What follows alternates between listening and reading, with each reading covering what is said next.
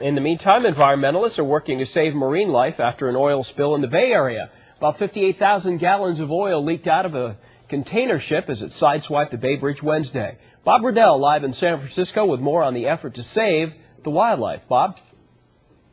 Yeah, good morning to you, Walt. You know, at last count, just a small number of birds. We're talking about 10 birds have washed up on shore dead, but still there are thousands more who are threatened from here at Crissy Field in San Francisco to the Marin Headlands across the Golden Gate Bridge, even all the way out to the Farallon Islands. Now, birds are especially prone to the effects of oil because they're delicate feathers. And once they get that oil on those feathers, it's very difficult to get it off. An organization based out of Cordelia is combing the beaches here in the Bay Area, scooping up some of the birds who are in the worst shape.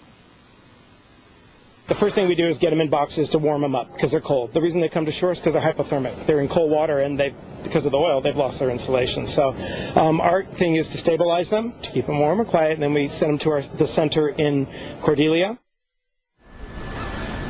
And once they're at that center, they say the birds come in exhausted, so tired that if they wash them right away, it could kill them. And then there's the sea life. Our helicopter watched as dolphins try to make their way out of the oily mess. Fortunately, the experts say the dolphins, sea lions, otters, and others have a much better chance of surviving.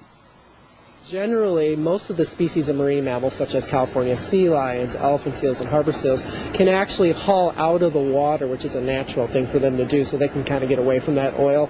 Or if they're already in the water, they can actually swim much faster than the oil can get to them, and they swim underneath where the slick is, and that's where their food sources would be.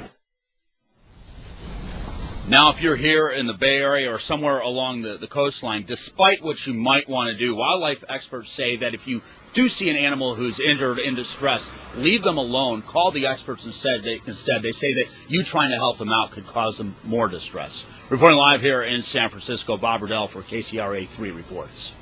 All right, thank you, Bob. Live Copter 3 HD has been over the San Francisco Bay, finding evidence of the oil slick around bridges and coastlines.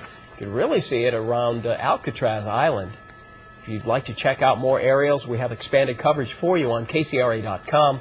You'll also find our team coverage reports from the scene and a slideshow of the images that we've gathered here.